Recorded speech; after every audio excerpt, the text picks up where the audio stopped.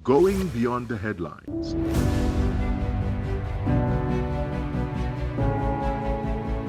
Asking the questions you want answered. Exploring government policies and how they impact you. We are delving deeper.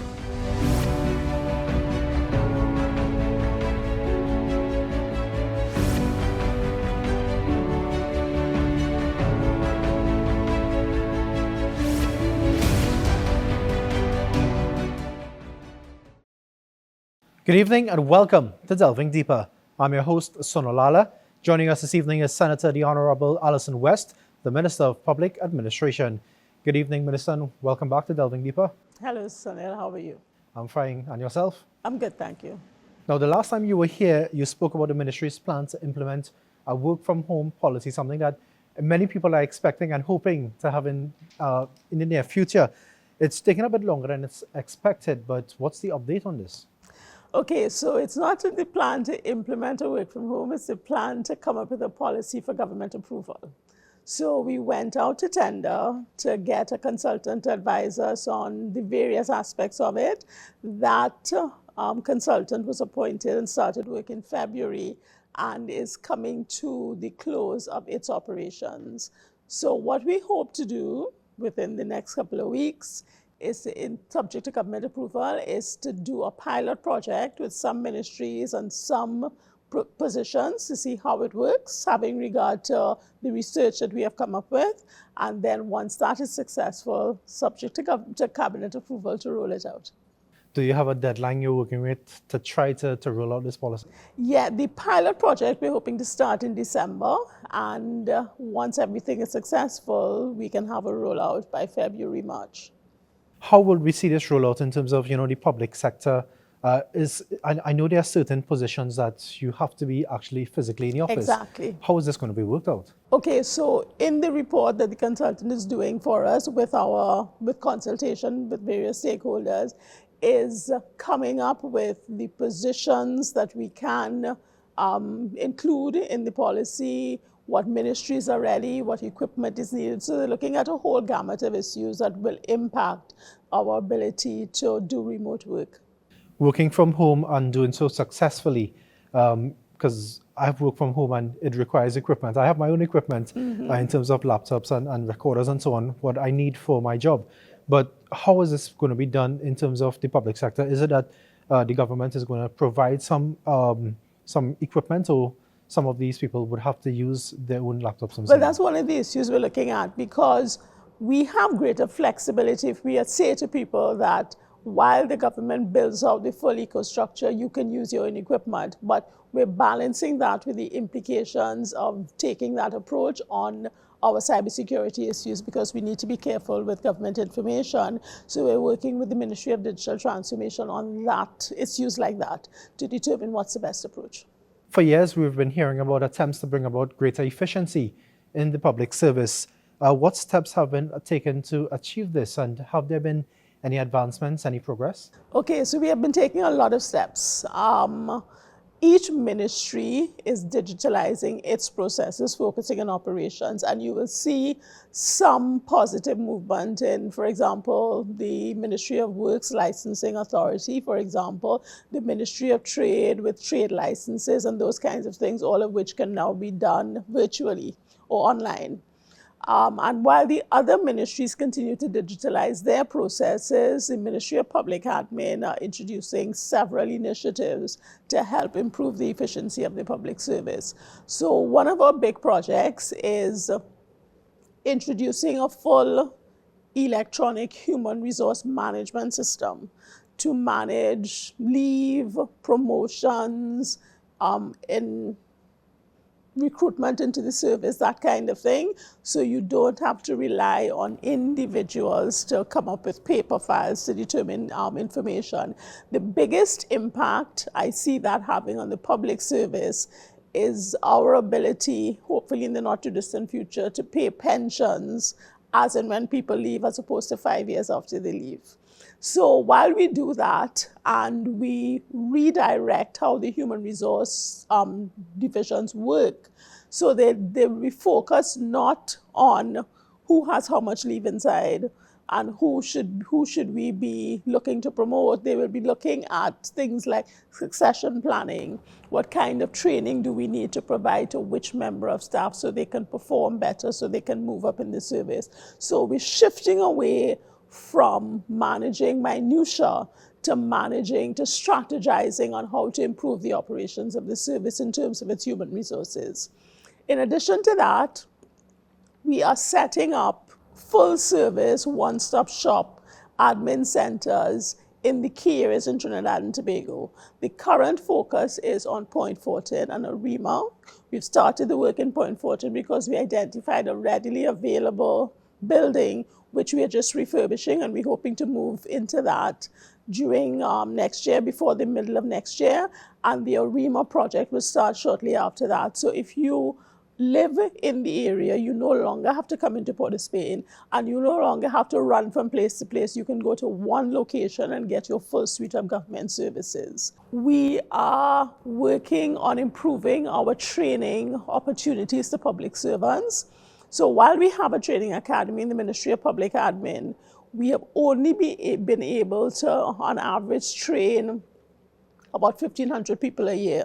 So we entered into an MOU with the University of the West Indies. We're working on one now with the University of Trinidad and Tobago, where we can expand the number of public servants we train annually. So UE, in each term, can train about 3,000 public servants. So if we have 3 terms for the year, which we can, we are adding 9,000 to 10,000 additional people trained. So we have various measures that we are putting in place to improve how the public service operates.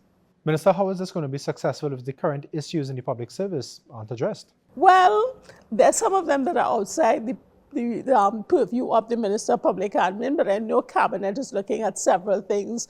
You would be aware of the fact that the Prime Minister initiated a review of the Constitution to determine what reforms we need to introduce to just make things operate better. Because there are lots of issues in relation to how the public service operates that are dictated by the present Constitution. So one of the things I'm hoping to get is, in that review, is a revision that will allow us to be more efficient.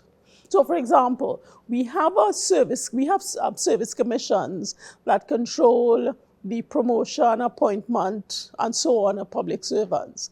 But you have a few people in the Service Commission Division, 300 to 500 people, who are responsible for all of these things in relation to 60,000 people. So you see why we have a difficulty. So we have been talking about delegation, more effective delegation of those authorities to have each ministry responsible for its own operations, with the Service Commission overviewing what is happening. So those are the kinds of things that we hope to achieve that are, as I said, outside of the purview of the ministry. But in the meantime, while the constitutional reform is in discussion, we are also meeting with the relevant HR agencies, which would be the Service Commission and the Personnel Department, to see what we can administratively put in place to make things more efficient. Earlier you mentioned the electronic management system, and I can't help but think about artificial intelligence. Is there a move by government to, at any particular time, to incorporate AI into any of the systems in government? We definitely are working towards that. So as public admin responsible for training, one of the things that we are discussing with UTT as we seek to expand our training program to involve UTT is training in AI. Because, I mean, it's a wave of the future. I don't think we can avoid it. So we might as well ensure that public servants know how to operate it, know what the issues are, and can maneuver it properly. When we talk about AI, there's always talk about, job redundancy and people being afraid of losing their jobs. Any assurance to the public service that this would not happen and AI would be incorporated? That's always a big issue.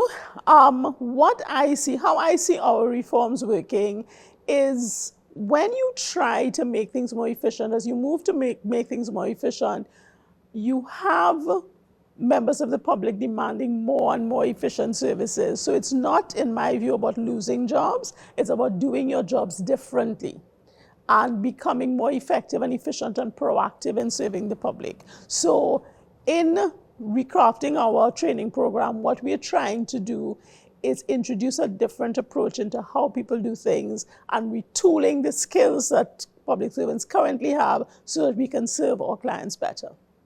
Minister, at the start of 2024, you made a decision to somewhat change the dress code for persons entering and visiting government offices. Can you tell us why was this necessary? The dress code that existed at the time was archaic. It was essentially something that we adopted from our previous colonial masters.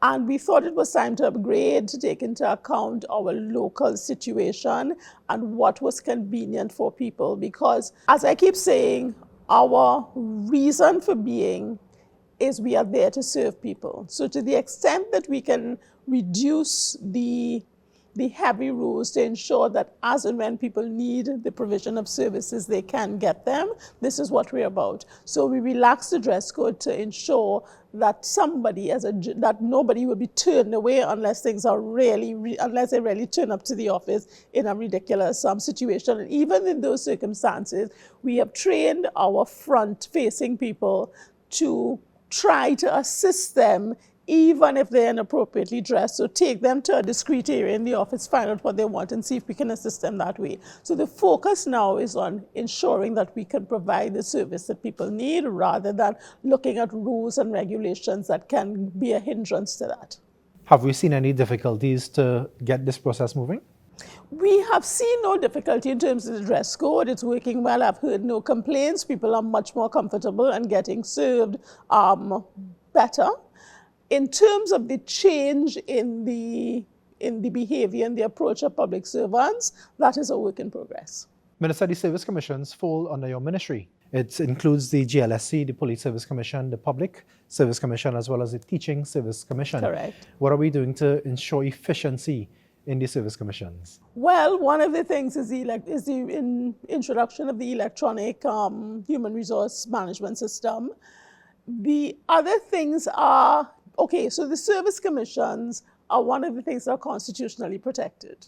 So that while I am the link between the service commission and the cabinet where decisions are made, they jealously guard their independence. So it is about discussing with them until the constitution is changed to address that, if it is discussing with them how we can do things better and trying to get them to change their approach. So for example, they acknowledge that there are too many public servants for them to actively serve on their own. So they have started the process of delegating some of the authority that they have. So for example, recently we needed to look for a new head of our property and real estate division. And they said, okay, you can do that. But even as they delegate, they retain, in my view, too much of the power. So we draft an advertisement for the position. They have to review that. We prepare a shortlist. They have to review that. So it's about delegating more effectively the authority that they have to get the various units within the government to work better. And then them just keeping a supervisory eye to ensure that nobody is running off the rails, and the introduction of the human resource management system will allow them to more effectively manage. So hopefully, as it's introduced and as they become more familiar, they become more comfortable in delegating the authority that they have. Correct me if I'm wrong, but I believe there was a case where a teacher actually sued the Teaching Service Commission for her having been delayed a promotion almost about 10 years. Any update on this? And how does this rank in terms of getting the efficiency at a certain standard in the Teaching Service Commission and other commissions as well? Well, I don't know about the status of that particular matter, but it doesn't surprise me because promotions, appointments, they just take too long. And it is all about more effectively managing our huge pool of HR resources, which requires a change in approach. So as I said, we are speaking with the Service Commission to see if we can get greater efficiency in that whole process. How is your ministry moving forward with filling vacancies in the public sector? We don't fill vacancies. The service commissions are the ones who make permanent appointments. The ministries can appoint people on contract once a contract position is approved by the government. So each ministry is responsible for their own recruitment in terms of their contract positions. And depending on the finances they get from year to year, they will fill the vacancies that they think they need, assuming we can find people. Because we hear complaints from the public that there are no jobs. But when we put out ads, sometimes we get a wash of applications and sometimes we get very few that are appropriate for the position. So there are various factors that impact on the filling of positions. Your ministry oversees the rental of properties by the government or state agencies. On average, how much is government spending to rent these properties and making sure that it's not wasted money, that the buildings are not underutilized or not utilized at all? Okay, so we're responsible both for the allocation of state-owned properties to government agencies as well as rental from the private sector of additional space that we need. So I'm happy to report that when we were dealing with the occupation by the DPP of the Park Court issue, we reported at that time that our annual rental cost was $23 million. It is now, not annual, monthly. It has now come down to 17 million. So we've had a significant reduction and we continue on that road to reduce government costs in that area. We've taken several steps to do that. One of them being the introduction of an electronic property management system in our property and real estate unit, which is giving us greater access to a pool of potential properties so that we can better manage the system. So we are doing some good work in that area and we continue to do that. As you mentioned, that office for the Director of Public Prosecutions, the DPP, they cited security concerns with the previous location. I understand the Attorney General has indicated that the FCB building on St. Vincent Street will be purchased to house that office now. Any updates on that, and how soon can we actually expect the DPP and the staff to move into this building? And I hope he has, you can let us know if he has actually agreed to move into this building. Well, the Property and Real Estate Division wasn't really involved in that. We would have taken the ministry and the DPP to see the building, but the purchase of the building, which has been completed as far as I'm aware, happened between the Ministry of Finance, the Attorney General's office, and FCB. So the building is now available for move-in. The DPP, working with the PS of the AG's office, will outfit the building as appropriate, and then they will move in. So they are going to continue to operate out of the current space that they use, as well as the building on St. Vincent Street is where it is. As I understand it, the DPP will stay where he is, and the additional staff that he's been clamoring for will move in, will be engaged and move into that new building. So hopefully between those two spaces, he'll have enough room to properly operate. Do you believe he's satisfied now that the security concerns have been addressed in this new building?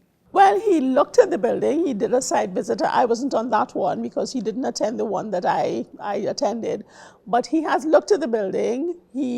I'm assuming, will take into account the security concerns that he would have had at Park Street. And before he said yes to the building, would have been satisfied that the building is reasonable for the issues that he was concerned about.